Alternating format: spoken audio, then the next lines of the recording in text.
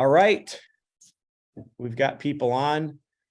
Tanya, if you can hear me, I need to talk to you to see if you can help with karaoke again this year.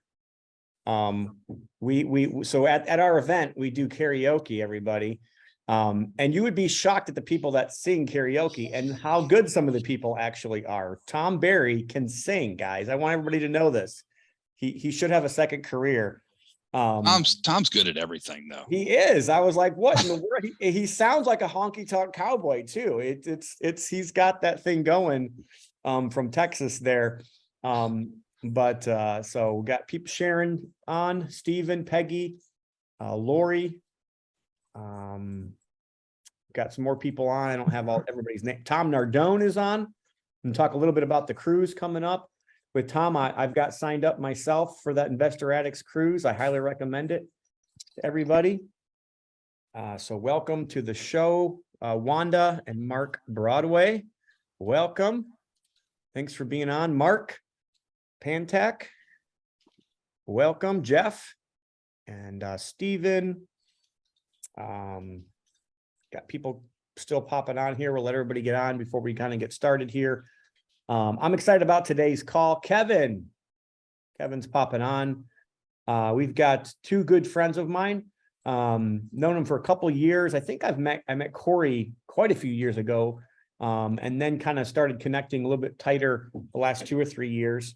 But Alie kind of just came out of nowhere, at least from my standpoint. Maybe she's been the same old, but me, not knowing what she's been doing, found out how much of a rock star she is and how much she can help people with business operations, and happy to have her on. So I'm going to kind of get my screen shared here and we'll get going pretty quick. So thank you guys for being on. Slideshow. There we go. All right, everybody, welcome to Real Estate Free for All. This is a free call we do every single month. The purpose of this call is really to just let people know what's going on in real estate and have different people to come on and give their opinion. It's interesting, the last 2 months in a row, we've had two different people that kind of almost gave two different perspectives. One person at one time was like, I don't know what you guys are saying. The market's not going down at all. And then the next month we had Wendy on, and Wendy's seeing things from a lender's perspective. And she's saying, oh man, no, we're having real issues with things going on. So like I think it's good to hear different people's perspective, especially in different industries and different seats at the table. And one thing I wanted to kind of talk about before we get going is a rule I learned a long time ago from a really smart person named David Phelps. I was in David Phelps's mastermind for about 7 years. And David made a statement that has stuck with me for a long time. And he said, real estate has a table, and there's many different people that sit at that real estate table. And if anybody if any seat at that table takes more than they're supposed to in that given market, the whole table flips and nobody makes money. So trying to figure out what part of the real estate cycle we're in and where you're at and what seat you sit and how much should you get during that part of the market is a very important piece. Like, for instance, some parts of the market, lenders make more money because money is a more valuable piece in that market. Sometimes acquisitions is the hardest thing. Honestly, I think the last 2 years, the hardest thing has been construction. I mean, sometimes I feel like an overpaid contractor to a certain degree, because that's like the hardest part of a business when you're trying to work on 20 projects at a time, is to just get the construction done. Sometimes, some parts of the cycle, the sales piece, the outside sales piece is the most valuable piece. But sometimes they're kind of equal. So I'm excited about today. Alie helps with a couple different parts of that. She helps in the operations part and also on the sales and on the back end for dispositions as well. I'm excited to hear that. And I've also got Corey on today. And he's an appraiser. He's been an appraiser. I'm not sure how many years. Corey, you want to jump on and say how many years you've been an appraiser for? I started in 1998. So what's that, 25 now? So he's been through several market corrections, ups and downs. So I'm excited to hear what he's got today. about like, how do we view this market that we're in right now? And what do we need to think about 6 months from now? Because that's really what I'm interested in. Like what's going to happen? Not like you'd love to have the crystal ball. Nobody has a crystal ball, but kind of just trying to prepare yourself for what you think is ahead. And when markets start to go down, what do you need to, how do you need to prepare for that? If you weren't on last month's call, we had a great call with Wendy Sweet. She's a lender, North and South Carolina. Also a Christian, love the kindred spirit there with her. But you know, if you guys, and any of the calls that we've done, they're on our website, on the Good Success website, or you guys can follow us on social media as well, at the Good Success social media, and find us more out there. Me since last month. So if you guys were on the last call, you guys know that we had a fire in our office building, in our warehouse. So this has been what I have been focused on for the last 2 months. Basically, we did take the kids 2 weeks to the East Coast, right in your area. We were in Williamsburg, Virginia, Alie, and I think that's close to you guys, if I'm not mistaken. And we were right there, Jamestown, Williamsburg, had a good time there.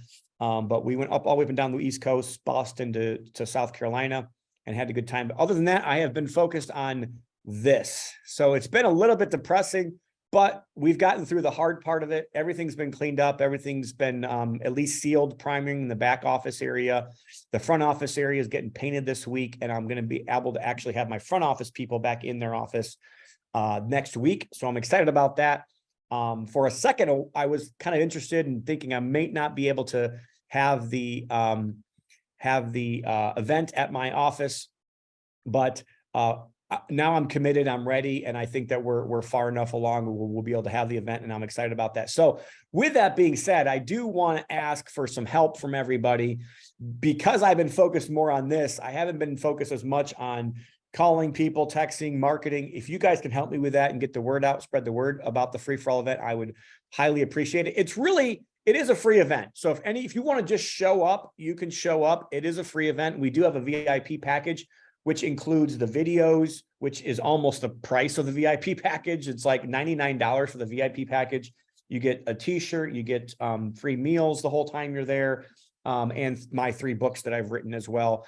And you get a really cool lanyard that says VIP, and you get your own special seating. So, hey guys, there's something there, but the VIP for us is to really just kind of confirm who's going to show up. Last year, we had 190 people showed up, and we only had 190 people that were confirmed, and we only had like 70, 80 people showed up. So like, this is kind of helping people commit to being there. We are expecting about 100 people there.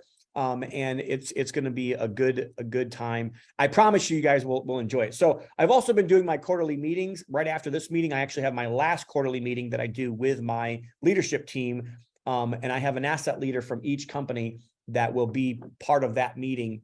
So we kind of do quarterly meetings with all my companies, and then I meet with the leadership team at the end. We kind of go over everything and talk about things from a higher standpoint. And if you guys aren't doing those, you want to get with somebody like Alie, that can maybe help you, organize your business. I do this as well. I don't really promote it that much, but I do help with this a little bit as well. So we got some chat. Oh, yes, great event, Tanya. She confers. She helped us with the karaoke last year and did a great job with that. Also want to remind everybody, if you guys are interested in more networking and having a fun time doing it while you're networking and learning about real estate and growing your network, this is a great place right here in the Investor Addicts Cruise. You guys can go to investoraddicts.com next February 11th through the 18th. I don't even know where we're going, and I don't even care where we're going. I don't even know if it matters. I know Tom and Peggy are on the call. They can probably tell everybody where we're going, and Tanya, but we're probably going somewhere in the Caribbean, somewhere, but it's really more about the people that are there. Tom Nardone and Tanya and Peggy helped put this on, and they did a great job last year, and I'm excited to be a part of it in this next coming year as well. You guys can go to investoraddicts.com and learn more about that. And then this is the Free For All event I've been talking a little bit about. You guys can go to goodsuccess.com/free-for-all to sign up and get your VIP tickets there. It's September 7 through 9. It's right here in Gary, Indiana. You're probably going to want to fly into Midway. You can fly into O'Hare, Chicago if you want. It's just a lot farther away airport. And honestly, you could even find a South Bend. So just so you know, South Bend's about the same distance away as the other Chicago airports. So I could give you guys a heads up on that. We do also have a link. I think it's on the website. If you guys do need the link for the hotel, it's in the chat as well. You guys can learn more about that. So we have a good time. I do this for 3 reasons. Number 1, to have fun. Really, like, I really just want to have fun. That's why we do the karaoke. That's why we do real estate horror stories. With the first night, we've got a lady that's going to come and sing, and we just kind of, have food trucks. The second reason is to network and build your network. And the third reason is to do deals. Like, we really want to get deals done at this event. This is a little bit more about this. You get the VIP package. You guys can, go to the website and make that happen, and your hotel accommodations there as well. Well, that's it. Just remember, everybody, I will remind everybody, be a conduit, not a bucket. Work to have to give. Once you find your purpose in life, you'll realize it's never about yourself. It is never all about you. It's always about other people. Nobody woke up and nobody had an epiphany and be like, oh, my purpose in this earth, and I want to really live for myself, ever ended up at the end of their life happy about that. But I promise you, you'll have a much better life. Some people say it's not about what you make, it's about what you keep. Well, I kind of feel like it's a step farther. It's not about what you keep, it's what you give. And that's what that's what I always want to hit, that constant drumbeat about that. And that's who I want to be known for. If somebody says, hey, what do you want on your gravestone? I want it to be work to have to give, be a conduit, not a bucket. We even named one of our companies Conduit Capital because of that. If you guys are local, and if you guys are watching this, we do have our investor meetup group on July. Actually, I think the date is wrong on this, guys. I think it's 27th, if I'm not mistaken. So it's not July 20th, it's July 27th. And it's at the Cherville location. This is the last time we'll be doing this at the Cherville location, but we're going to be talking about getting financing for your deal. So Jerry's going to talk about the traditional banking financing, and I'm going to talk about hard money lending and private money lending and how to raise private capital. So if you guys are interested in that, and if you say, hey, money is the one thing that's holding me back, I promise you I can help you with this. I've raised over $50 million of private money over the last 15 years, and I can help you guys with that piece of the puzzle. Next call. So this is next call. Not a lot of people know Josh, but I promise you, he's somebody you should get to know. After you hear the John Hyers of the world and the Jeff Watsons of the world, there's kind of like this next tier of accountants that are kind of like out there. And Josh Belk is my accountant. He's also my brother-in-law, but he does speak on some national stages, and he is a very good real estate accountant. If you don't have a really good real estate accountant, this is somebody you should have. And somebody like, John Hire is hard to hire sometimes. So Josh isn't super easy to hire either. I'm going to be honest with you, but he's going to be one of our next calls. And the IRS is starting to change some rules, and there's starting to be some rulings. And, you've been hearing some things about, certain things about S corps and how you have to start keeping different bits of information and how it's going to change your taxes over the next year. He's going to talk about all the real estate IRS changes and things that we need to be on the lookout for, and probably just give some general tips as well for people that want to know how to make sure that they do their books right and everything like that. Josh is a great guy. So without further ado, I'm going to let Alie and Corey have it. I'll probably let Corey go a little bit first, but welcome, Alie and Corey. Thank you guys for being on the show, on the call today. Thanks for having us. So Corey, what are you seeing right now? You're in real estate. You get to go and appraise houses. Are you seeing things different? I mean, obviously every market's different. So the market, and you're in a Virginia market, which probably hasn't had a lot of downturn at this point. At least that's what I've heard. So maybe just give a little bit of audience, just a little bit, 5-10 minutes of wisdom from an appraiser standpoint. Okay, sure. So obviously the refinance market is dead everywhere. The only people that are refinancing right now are those that absolutely have to, whether they're getting lines of credit or whatever. We are still seeing sales, but they're definitely not as many sales as what we've been seeing or what we've been used to in the past couple of years. The upper tier markets, probably 300,000 and above, those homes are still doing very well. They typically don't stay on the market very long. As long as they're in good neighborhoods, good areas, those better areas where everyone wants to be, that typically always do well. Those are doing really well. That there's an inventory issue though in those markets. So we're not seeing a lot of cracks in those types of markets. Where we are starting to see cracks are more of the working class type markets, the lower markets that are typically $150,000, $200,000 markets and below, that over the last couple of years have been inflated somewhat artificially, I would say. Those interest rates, they made those prices affordable for just about everybody. And now people wanting to sell in those markets, they still think that, okay, these houses are still worth this $250,000 upper $200,000. Well, that working class, while it's still a inventory issue, it's not so much of an inventory issue. It's more of an affordability issue in those markets, is what it seems. So those homes are starting to stay on the market quite a bit longer. I mean, it's not uncommon to see things on the market for 30 days, 60 days now. We're starting to see concessions come back, big concessions, a lot of price drops.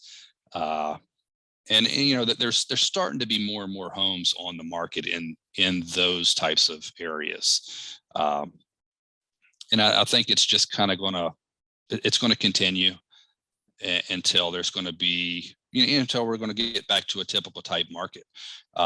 We all hear that the government's probably going to raise rates, a time or two again this year. Whether that's true or not, it's to be seen. But as of right now, I mean, you're starting to see the cracks. So it's interesting. So this is the first time I've even heard any cracks at all in Virginia. And I think Virginia, if you're not from Virginia, or you don't understand the Virginia market, it literally is all centrally located around Washington, D.C. So there's a reason, a lot of it's Washington, D.C. or government jobs. There's a lot of that once you get to South Virginia, it's a little bit of a different country. It is. So, and those better markets, those better markets up Northern Virginia, you're really not going to see much of a change. But when you get the outskirts of Richmond, the outskirts of Charlottesville, the outskirts of Roanoke, the outskirts of Fredericksburg, I think that's where you're starting to see the cracks. At least that's what it seems to me. So, I do want to jump in here because I've seen this in Virginia with even some of our borrowers.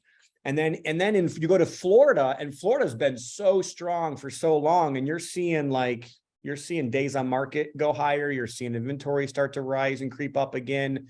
What I have seen in Florida, for instance, is if the house is really nice and priced right, it's still going to sell really fast. Mm-hmm. If the house isn't quite like 100%, it's going to sit. Yep. So, and then in my market, Northwest Indiana, it's almost opposite of what he said in Northwest Indiana. Above 300,000 is sitting longer. And it's the below the 250 that's going right off the shelves, as long as it's nice. If it's just, mm-hmm. If it's a house that nobody's lived in for 3 years, or it's grandma's house and she hasn't renovated since 1970, then those houses are sitting as well. But the nice homes are pretty much still selling. We haven't seen we've seen a lot of price reductions. Absolutely. And we've also seen people asking for things that they weren't asking for the last couple of years. I still think in the long run, there's some markets that are a little bit more insulated. But so you started off the beginning with banks aren't, or refi market is dead. Just get into that just a little bit, and then we'll get into Alie. Because to me, I feel like this is a topic that could be a precursor to things to come in the next 12 to 18 months. So prior to the interest rate hikes, we were doing, 12, 15 appraisals every week. Now we're lucky to do 3 or 4 appraisals a week, and the majority of that business was the refi business. And it's very reminiscent of 2006, 2007. Late 2007, 2008 is when we started to really see it. And it's very reminiscent of what it was back then. Now, I don't think it's going to be to that extent, but it certainly has the feel from our perspective anyway. From You a know, volume we're perspective, yeah. yeah, and you know, Alie and I, we're trying to do everything we can do right now to offload some properties and just be a little bit more cash heavy instead of, 100%. you know, positioned with properties right now, just to, you know, kind of prepare for what could happen. Yeah, I'm with you on that. Like typically we try to buy about 10 houses a month, and our goal for the next quarter is to buy 4. Yeah. Like, so that's a huge change for one of our businesses, Olson, or one group network. Just because of that very reason. I don't want to end up in next spring, and if we do have another major, you know, fall in prices, I don't want to be stuck with a bunch of inventory. So good wisdom there. I also, something else that I'm going to add to that is the banks have really changed the rules on a lot of the refi market and a lot of the things that are going on. And so that is really going to, I feel like it brings an opportunity for one of the other businesses that we have is the hard money lending is going to be really starting to ramp up. So if you're a private lender, this is probably a time that, you know, this is going to be good to be able to get, you know, good deals and, you know, kind of make the rules, so to speak, because the money is kind of drying up. But on the flip side, just know that it's going to be a lot harder for borrowers to refinance out. And a lot of things are kind of changing in that banking market. So just kind of keep an eye on that. The DSCR lenders are still kind of lending, but you've got some of the big private lenders, you know, soft money lenders like Civic that just completely stopped lending. So, you know, that's to me, that's a very interesting thing. And without available capital and without available, you know, lending practices, that really eliminates a lot of people in the market. So with less demand, then you understand that what has to happen after that, right? So this market's all about supply and demand. And when you're squeezing the demand out, it kind of hurts that. So thanks for being on, Corey. Appreciate that. So let's get over to Alie. Allie's going to talk a little bit about her story and about her business consulting. And I'm excited for her to get to talk about Finish Screen. I'm even, you know, going to be probably asking her some questions about this for our companies as well. So I'm excited to have Alie. Thanks for being on. Thank you. This is so fun. I really appreciate you having me. So first of all, I wanted to bring this up really quick. I have when I go and speak at different events, I actually have a piece of what you do for the mastermind at Dealmaker in my presentation, and I quote you. Awesome. Because I'm going to actually pull it up really quick. Because it's really important with what I'm actually getting ready to talk about. So this is the piece right here. Sorry. Do you remember when you did this a couple years ago? Yep. KPIs. Yes. And these questions, I actually came in late. So I had the sheet that you were talking, I think it was like a sheet of paper you were talking about and everybody was filling it out. And I was like, oh my gosh, this is really important. I should be asking myself this. So I actually do not help people necessarily with coming up with their goals and setting their initial life plan. But I do think these questions were so important to me. This was a couple years ago, but these were so important to me when you brought this up. So if y'all want to screenshot this so you can kind of look over this later, this was a huge takeaway for me. So I'll leave it on here for a second. So my background a little bit is I was setting up business ops for other people, even before I got into real estate. Actually, when I was working for other companies, not in that position, that's what I was doing for them. So when Corey and I got into, had been in real estate and I had left my job, I kind of started setting up our admin back office type stuff. And we were using a lot of different CRMs. They were very expensive and not super user friendly. And you couldn't get help to use them. So I just decided to kind of build out our own. Now, I'm not the type to recreate the wheel. Sometimes I like to because I am a visionary. And so I think, I'm going to try to start this from scratch and make it better. I have done that in the past, and I really fight that and try not to do that now. So what I did was I basically took a CRM and I started building on the things that I knew were really important for businesses, because we were actively doing it as well. We were using this as well, still are. So anyways, and then so I had people hiring me to do their business operations consulting, doing business strategy with them.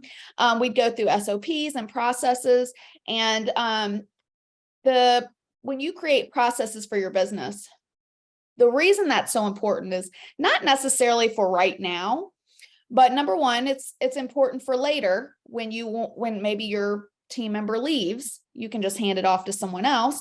But number two, they're really important to review quarterly, maybe even yearly, if you don't have time quarterly, to make sure you don't want to update them with something else, because things are always changing. Things are always getting better. There's always ways to improve. So if you have those processes to come through and say, how can we make this better? How can we be more efficient? That's why those processes are really important. So it's not necessarily for right now, but it's looking towards the future for you to be able to reach that end goal.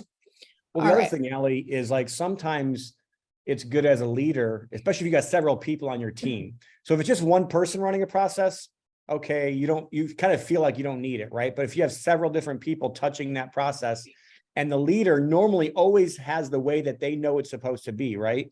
When you do these process meetings, you find out almost every time. I don't think I've ever done a process map meeting or reviewed the process where somebody wasn't doing something wrong because they just thought that that was how we did it. And it was like, no, this is how it's supposed to be done.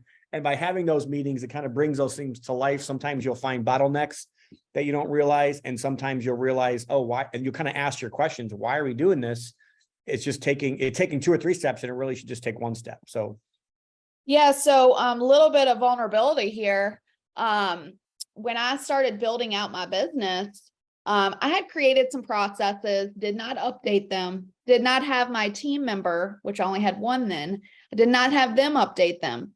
And when they ghosted me, literally ghosted me, I did not know how to do anything, because things had changed and evolved and grew, and our processes did not grow with them.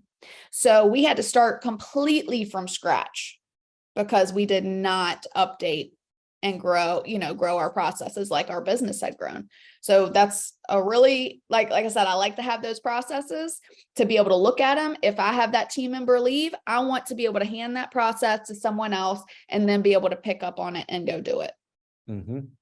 So yes, they're very important. So I'll go ahead and share my screen again.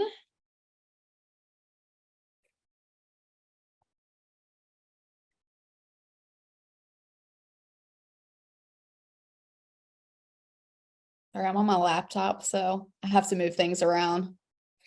All right. So the biggest thing, yes, we do have a CRM. We do a lot of, we build businesses, help figure out what the things are starting from scratch that you need to accomplish to be able to reach your goal. So I say in my title here, it's building a strong foundation to grow a healthy business. The thing is without the foundation and the basics of a business, you have no business. And sometimes it's really easy, especially as visionaries, right? Visionaries tend to like to jump into things and not create the systems and processes for them. We're just going to do it as we go, right? The problem with that is there's no foundation. The foundation is right now, let's do this. And there's no research. There's no figuring out what do we need to be able to do this. And if you're on this call, you're probably a visionary for yourself now.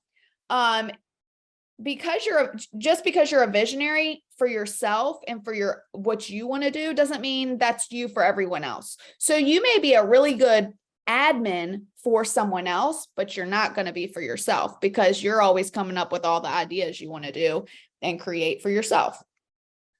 So let's see here. I concur. Yeah. I say this, people are like, I had a conversation actually the other day with someone, and they were saying, I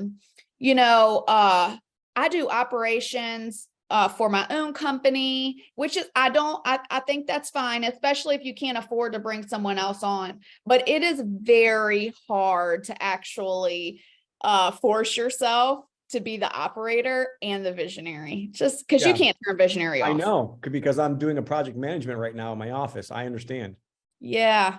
Yeah. And it's really hard to turn that to kind of like be both roles, So I always It's kind of like say, the contractor, the contractor always goes and works on everybody else's house and then never gets his own house done. yep, that's exactly right. That's a really good analogy. That is a really good analogy. I'm gonna have to use that. Yeah, so it's really hard to work both roles. And I always tell somebody, if you are wanting to grow, just to have at least an operator, an executive assistant for yourself, so they can kind of help you tell you yes or no. I have someone she operates our business, but she also takes care of me. So if I'm being an extreme visionary and I'm throwing all these things, like, this is what we need to do. Like, we just created this whole plan and now we're going to change everything because I have a new amazing idea. She tells me, Alie, it's a great idea, but we're going to put that off till next quarter because we've already planned out this quarter. And do you know how important that is for me? That was life-changing.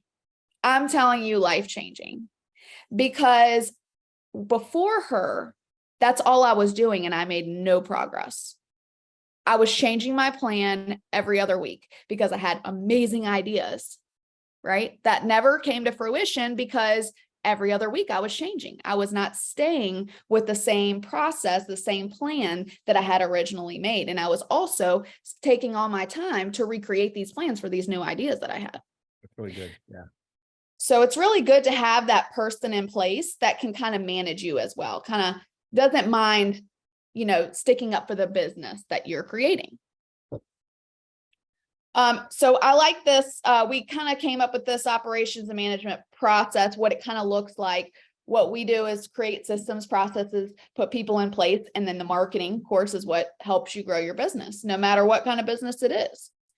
Do you have something like this, Tom, that y'all kind of like have those people in your systems, processes, and your marketing? You have a pretty decent sized team. Y'all do a lot of different things. I mean, it was interesting as you were talking about having those people. Some people would call them integrators, from Rocket or from Traction. I have like several of those people, and our businesses are kind of siloed. So Adam's actually one of those people for me for Conduit Capital. And so like when you were just talking about this, I was just thinking to myself, as you add those people to your life, it kind of trains you how to think.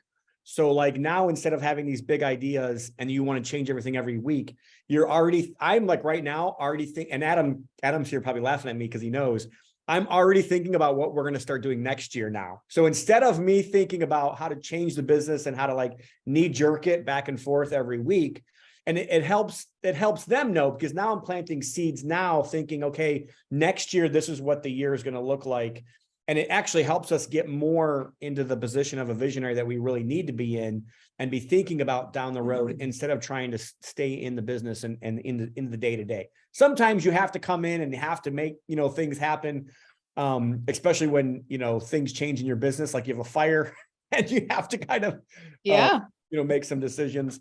Our businesses are set up a little bit different. I think all businesses have like a sales and marketing piece. They've got an operations piece and they have a finance and admin piece, but it's similar to this. And then every one of the businesses have their own systems and processes in them. I have marketing that kind of goes over all 9 businesses, and I have finance that envelops all 9 businesses. So I have one CFO and then one marketing director that kind of helps all the businesses, so to speak. So it's a little different structure, but same concept. Yeah. And so to bring it into the real estate world, right?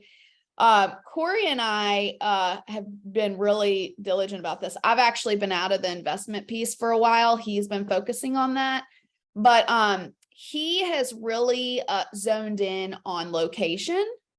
So So this is where like a good focused plan, system, and process comes into play, right?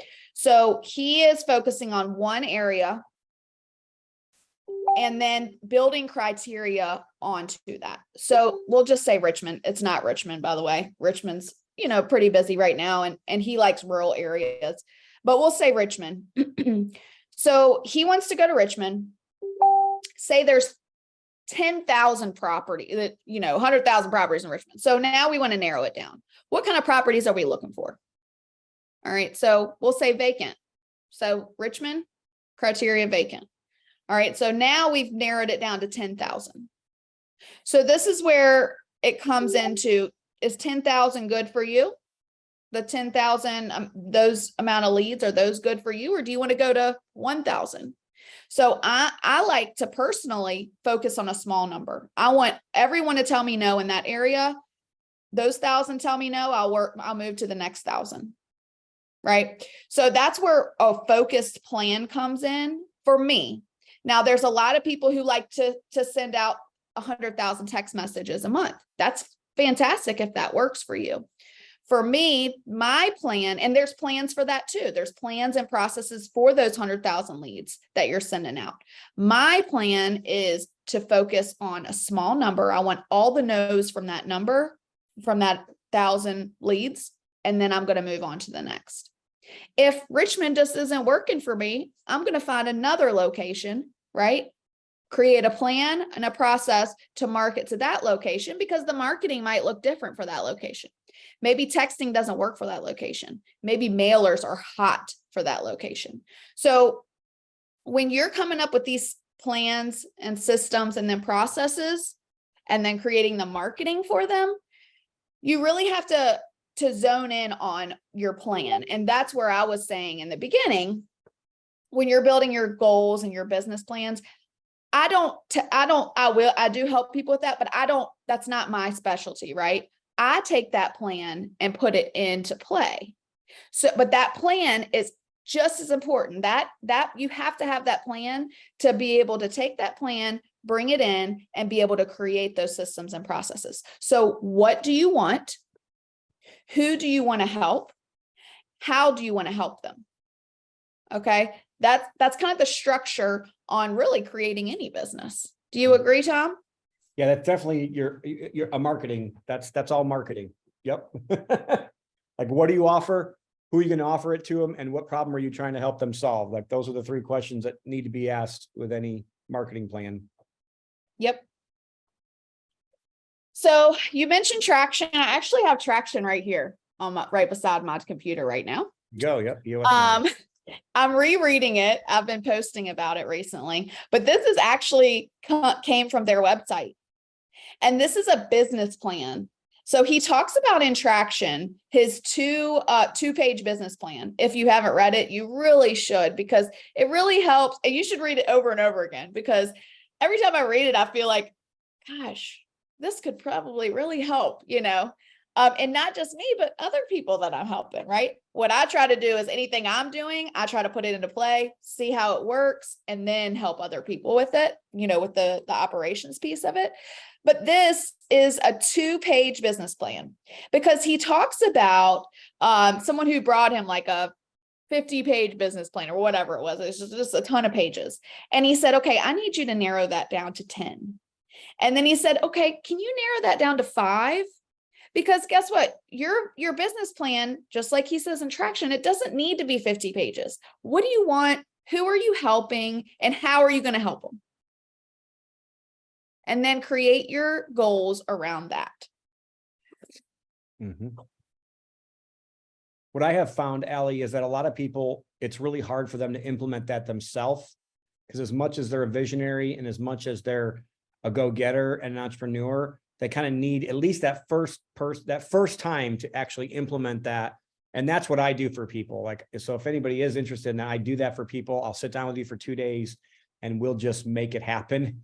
And then you can kind of run that. That's kind of what I run on my quarterly basis. So on my quarterly basis, now I'm reviewing the last quarter, all the last quarter measurables, last quarter rocks, last quarter focus.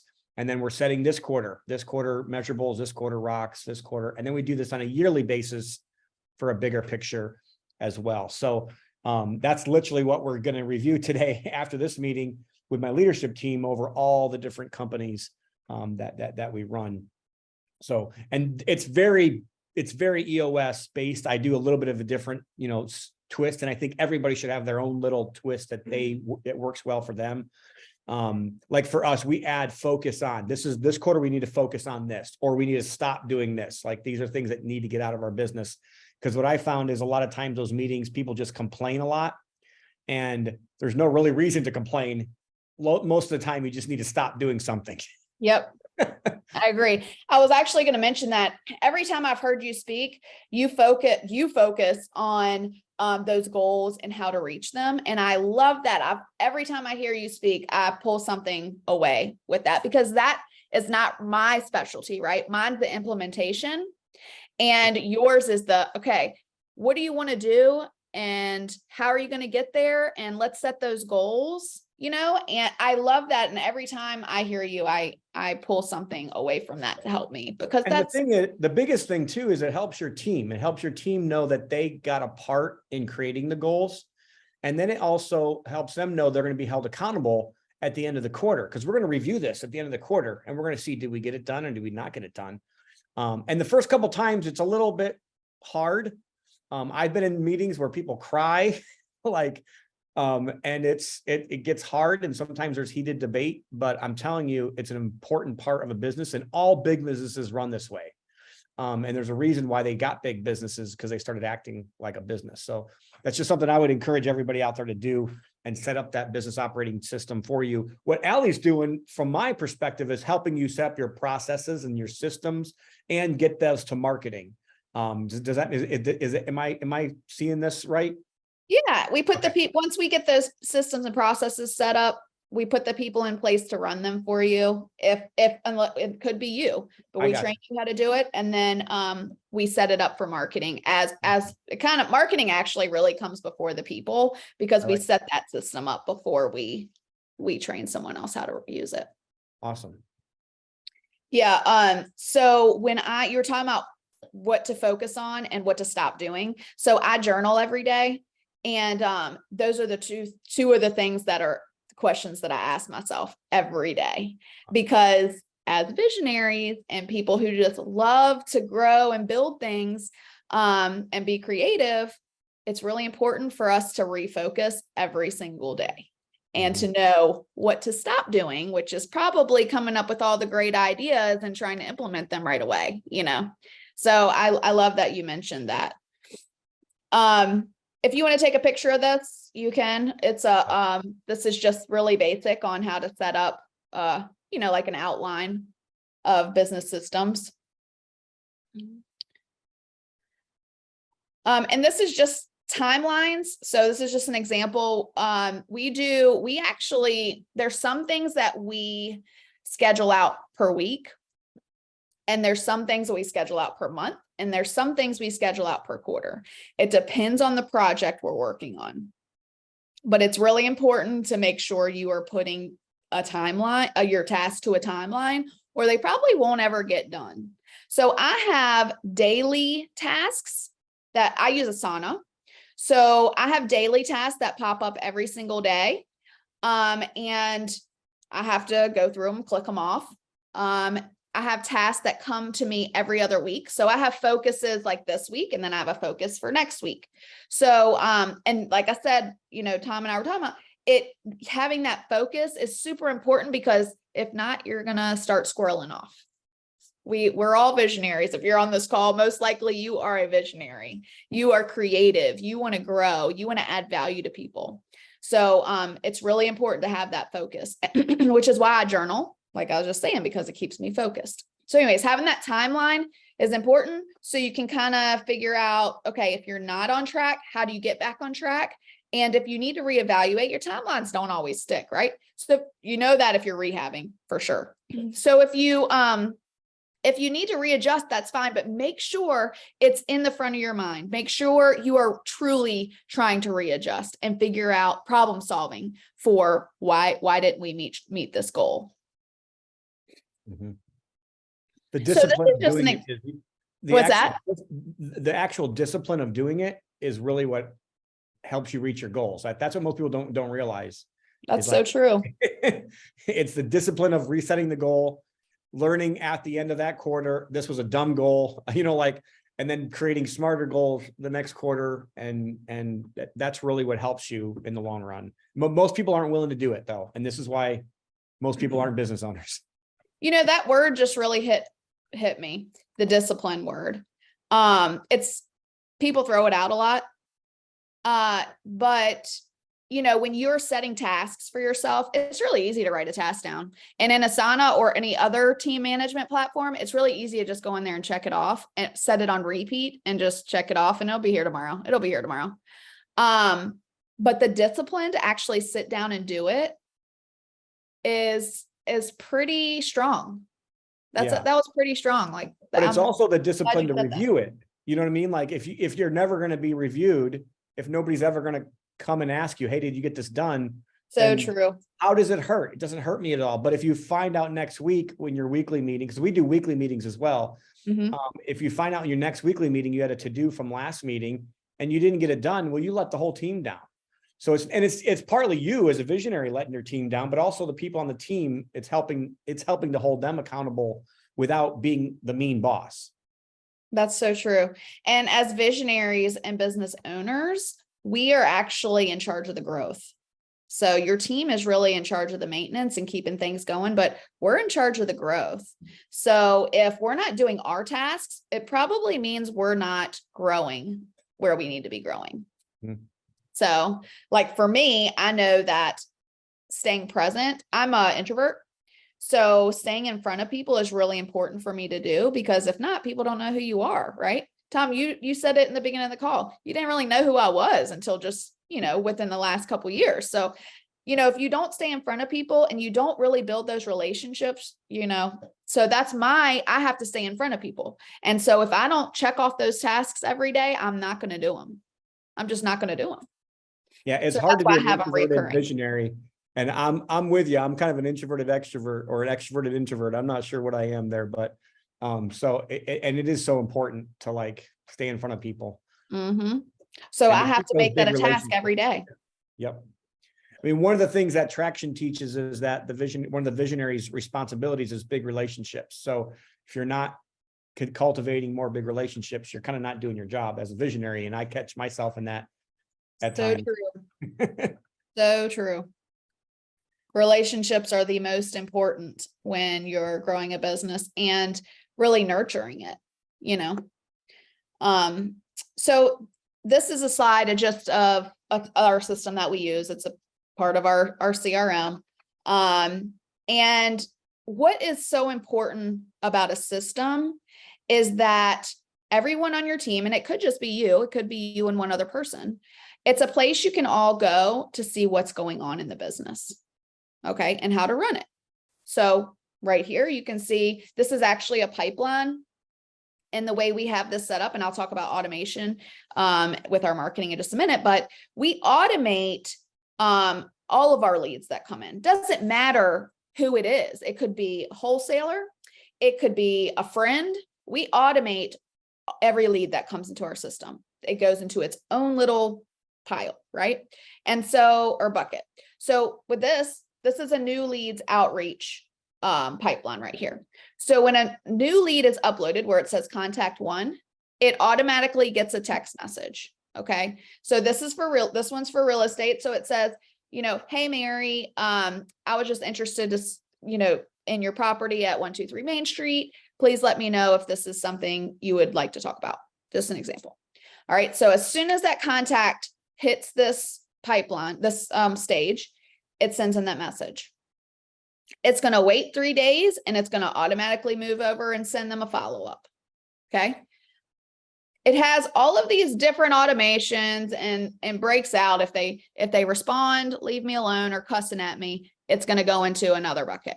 If they respond, yes, I'm interested, or any type of positive words, it's going to go into another bucket. So I don't have to actually touch this lead until they're interested. Okay. So this can work with anything, any kind of business, doesn't even matter, right? If you're blogging You can have a blog pipeline and it sends them follow-ups and, you know, engaging texts and engaging emails to where you don't have to actually respond or touch this lead again until they are wanting to talk to you. And that saves so much time. I mean, truly, who on here loves following up with people who probably don't want to talk to them? Seriously. So this, right. So this does it for you, right? A system does that for you.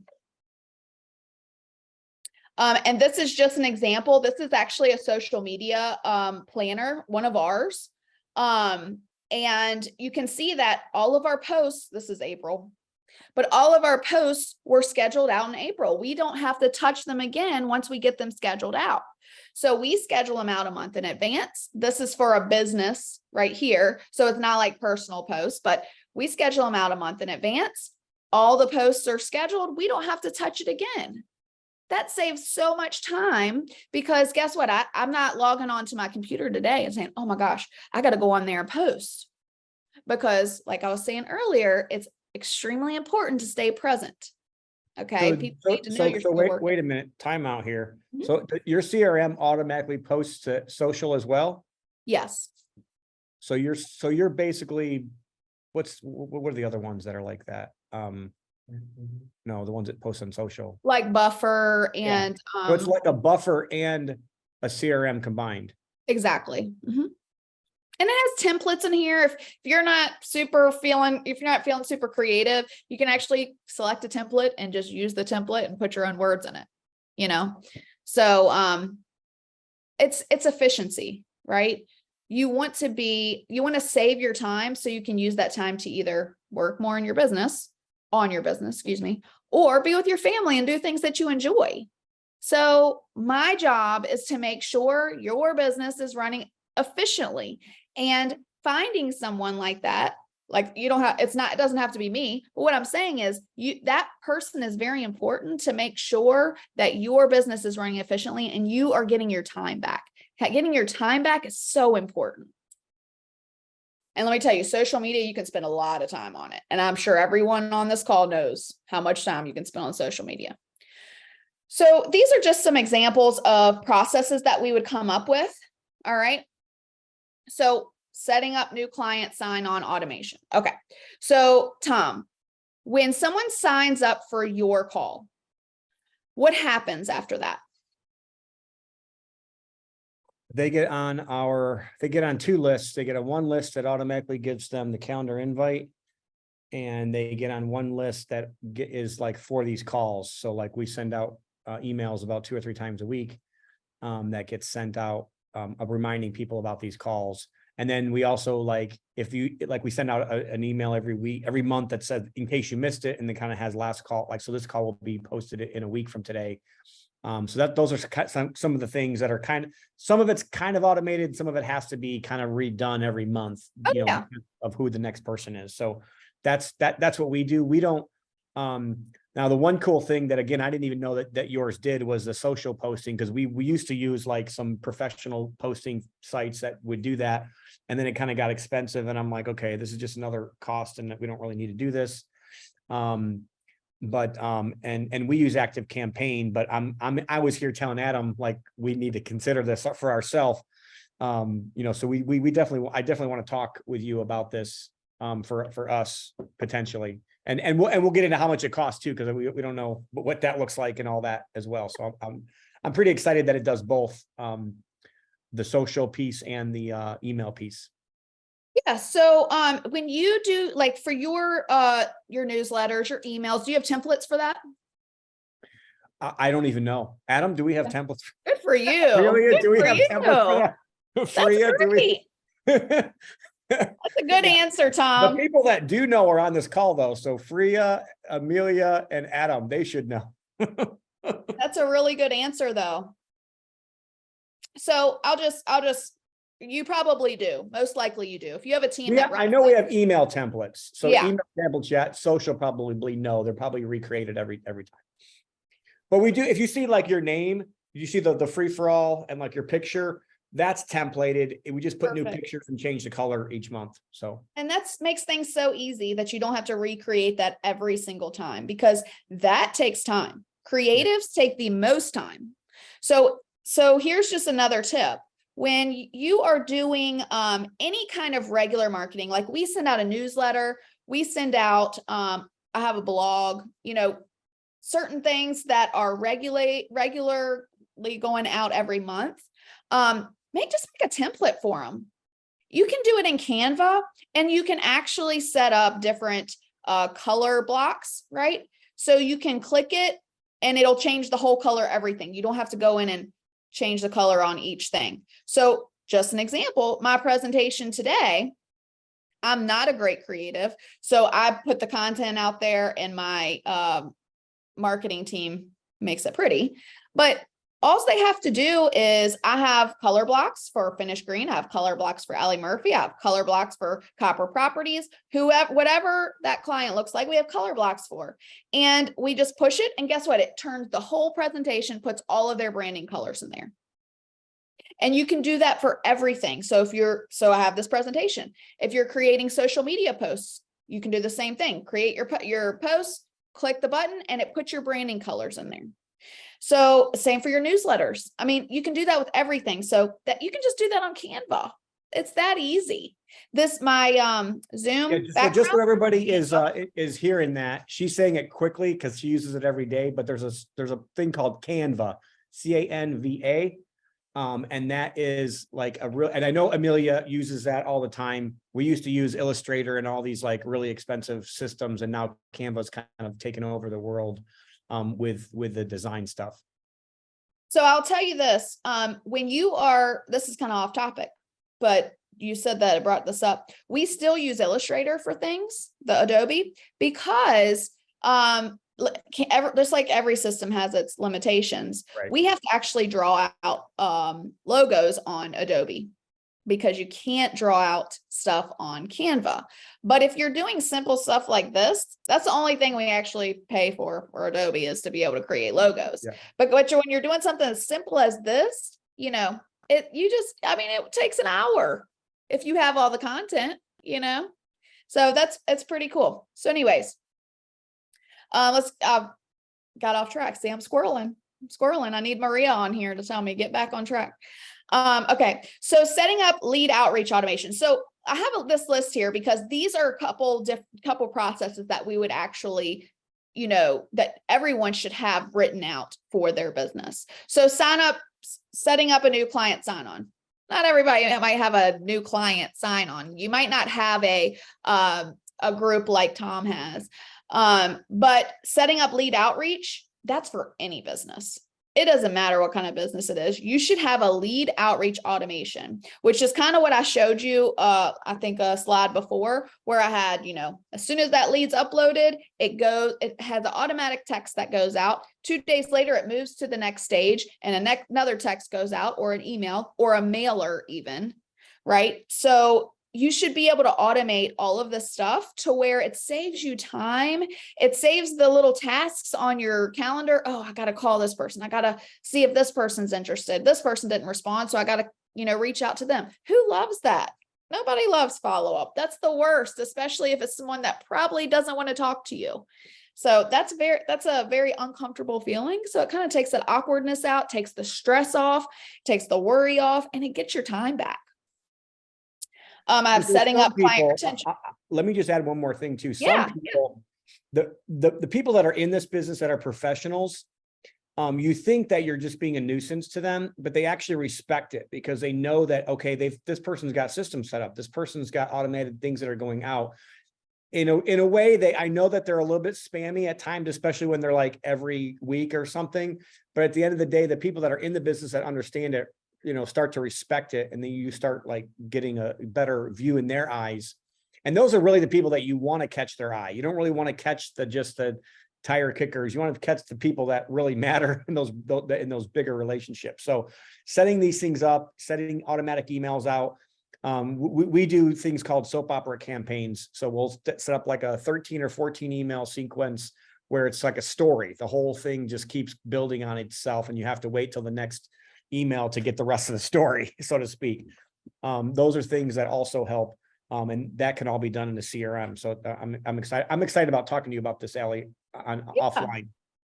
Well, you mentioned, it can kind of get annoying to some people when you continuously reach out, but that's where marketing strategy comes in, because not every business is the same.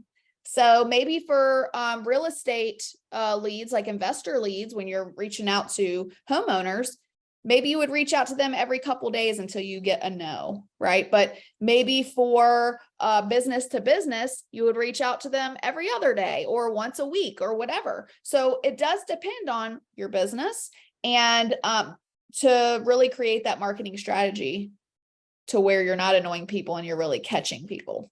Yeah, good. This is just another automation we have set up. It's actually very similar to the one I just showed you. And then this is what a very basic process looks like. What are you promoting? So we're building a funnel for this one, right? So it's to send people to a website. Or we're pulling them off a website. So we're going to send them a free resource. So this is like a good one for you, Tom. So this free call, if you're sending blogs, newsletters, guides, whatever, this kind of tells you what happens when they arrive on the page and how you're going to get that lead to once they fill out their information. And then you go to automation. How are we going to automate this follow-up to where we don't have to continuously touch it every time we want to follow up with someone? This is something I do regularly where people email me, and it might not be something I need to see every single time they email me, but I do want to save it for when I do have time. Like I do 3 hours of education every week. So I have an education folder in my email. So if somebody's sending me education, I actually filter it out and it goes into my education folder. What I have found just recently, probably in the last, we'll say 6 months, when I go to filter someone out, I see they've only emailed me one time in 6 months. They do not have a follow-up strategy. So I've only seen one email come over in 6 months from one person that's trying to sell me a book, we'll just say. Well, we're all business owners. We all get hundreds of emails a day. Do you know how quickly that's going to be covered up? So I'm probably not going to see their first email, but I might see their fifth.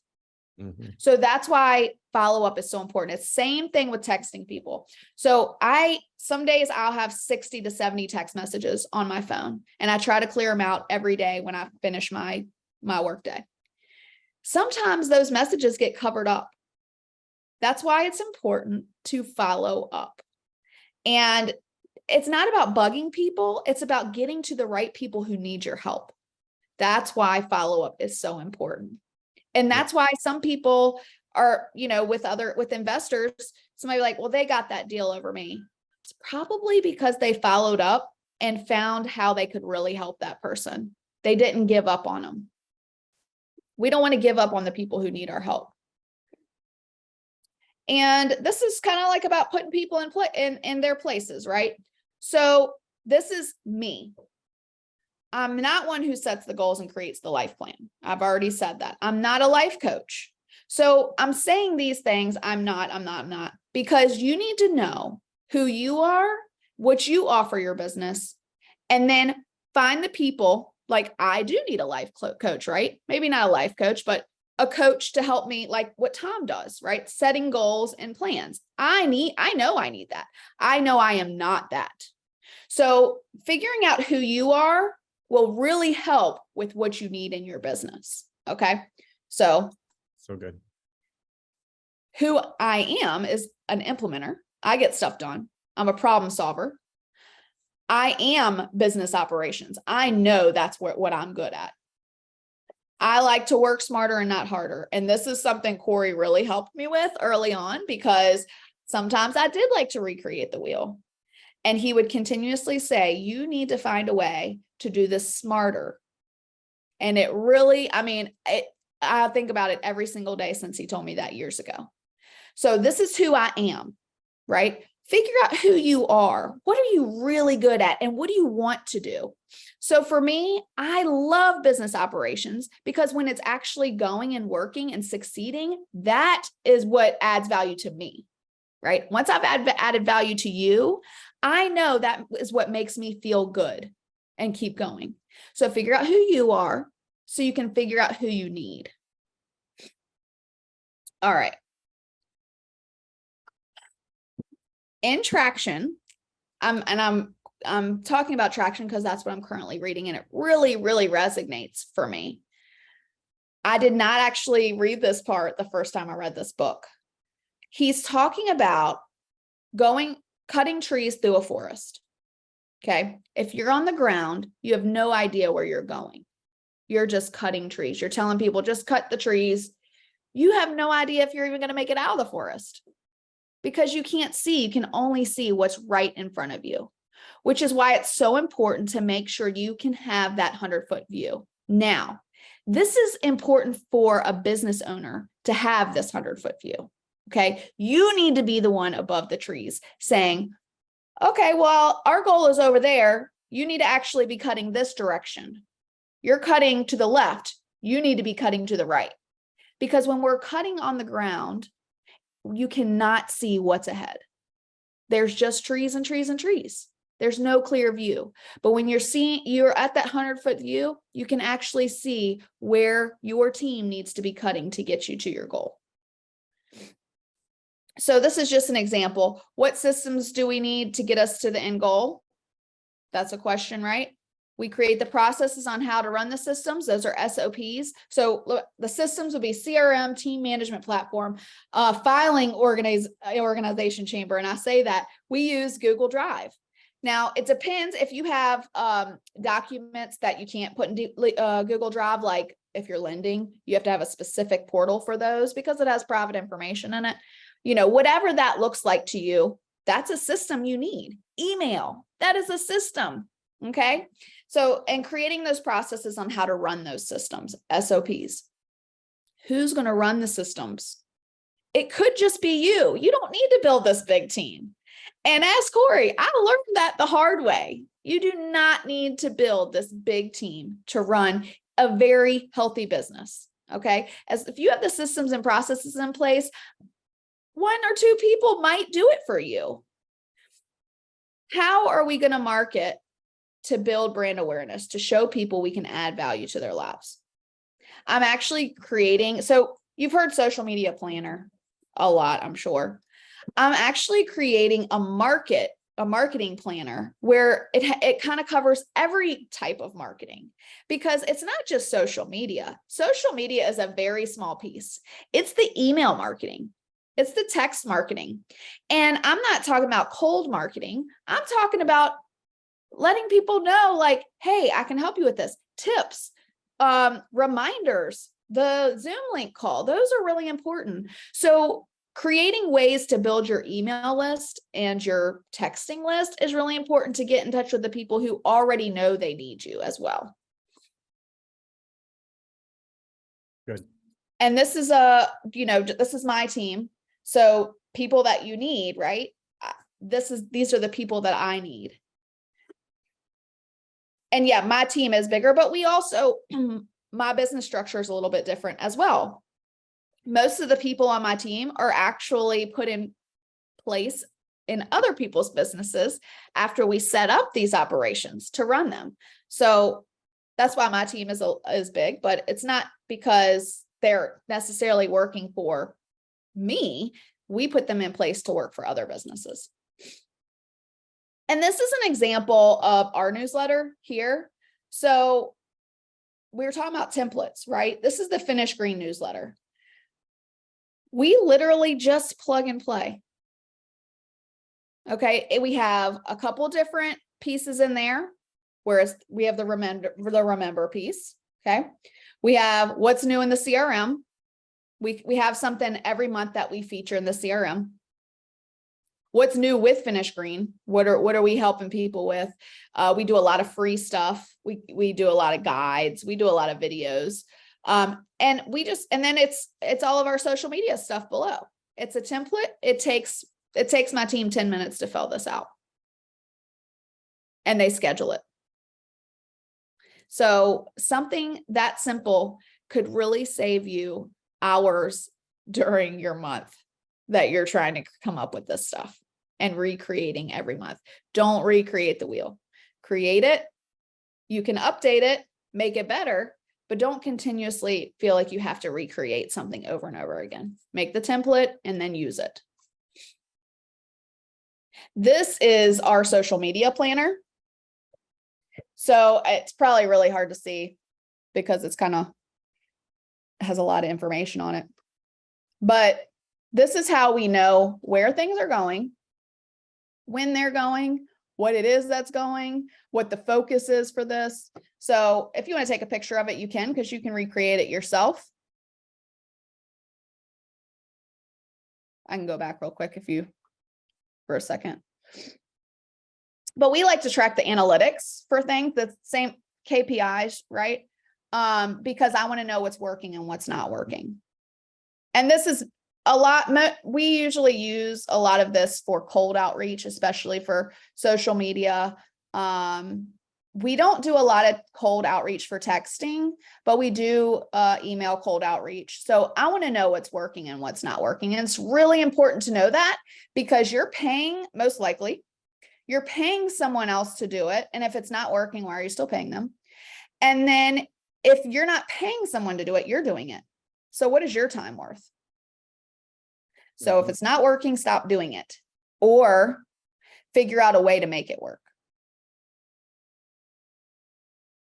And then these are my, we have the Finish Green QR code, and you can contact me QR code. Can you just explain two things? I think you have two different things to offer, right? One is like the actual consulting piece, and then the other one is the CRM. That's right. So can you explain a little bit about like what's included? Just give me a quick, 2-minute on what's included, what's it costs, and I'm assuming this is how you get in touch with you if you're interested. Yep. So for the CRM, we have two different, we might have three. We just did a revamp. So we have a $99 plan, which gives you support. We'll help you set it up. We have a $299 plan, which is unlimited support, Monday through Friday, 9 to 5. The $99 plan is 15 minutes a day of support. $299 is unlimited. We have a $599, which you get a virtual assistant to help run your system 2 hours a day, 5 days a week, and the unlimited support. So if your VA is off, you get them 2 hours a day. If they're off, you can still hop on support and they can help you with anything. So that's the CRM. Does anybody have any questions on the CRM specific? I do. So it sounds like it's really the support that are the levels. Most CRMs that I have experienced, it's all about how many contacts you have. Is there contact limits, or? There's not. It's unlimited. So, and that's a big deal, everybody, if you're paying attention to this. Most of the big CRMs, I mean, once you get to 10,000, 50,000, 100,000 contacts, you're really paying a lot of money for that. So that could be a huge savings for people. And then walk us through maybe the other program that you have set up for. It sounds like you actually help people set up a marketing plan, basically, and then help them implement a marketing plan. I mean, that's what I'm seeing. What does that entail? What does that include? And how does that work? So the marketing plan comes with the business ops piece, right? So we set up your systems and processes, and then we figure out what that strategy, your marketing strategy, looks like. Because when we're finished with you, we want you to be able to go and either have someone else run it, or you be able to run it efficiently. So your marketing plan, just an example. We're going to help you come up with the texting. We help you come up with the email, what they should say, what they should look like, what your newsletters should look like. How often should they go out? How often should you be texting people, or emailing people? And what your lead outreach should be like, what your automation for that lead outreach should be like. So, there's a lot to the marketing strategy piece, which is why, we help people with that, because we know the frustration that comes along with trying to figure out spending a lot of money and not getting any reward. No, and I'll be honest with you. I've been through a lot of these in the past. And the one thing that Allie's doing that most people aren't is they're actually implementing. So most people are good at, most people that I've talked to and I've hired marketing coaches. You'll sit down, you'll do 2 days, you'll do a marketing plan, you'll do a social calendar, you do all this stuff. And then it's either you pay them to do it, which is like thousands and thousands of dollars, or like you're just kind of stuck on an island to figure out how to implement it yourself. And I think I want to let you know, Alie, I think that's the valuable piece here. And that's what nobody else is offering, is like, how do you actually implement it? So helping them actually implement it is, either helping our team, like my team, do it, or even potentially, plugging in somebody from your team that can actually help them run this those are pretty big pieces. So what does that look like? What's the time commitment? What's the money commitment on that program, or what you're calling it? So it depends on what the project looks like, but just an example, one we're doing, I'll just use someone we're working on right now. So it's a per project. It's not like every, okay. So the operations piece is per project. The for once our VA is in place, depending on, if you go with the $5.99 plan, you actually save some money, but we charge $10 an hour for our VAs.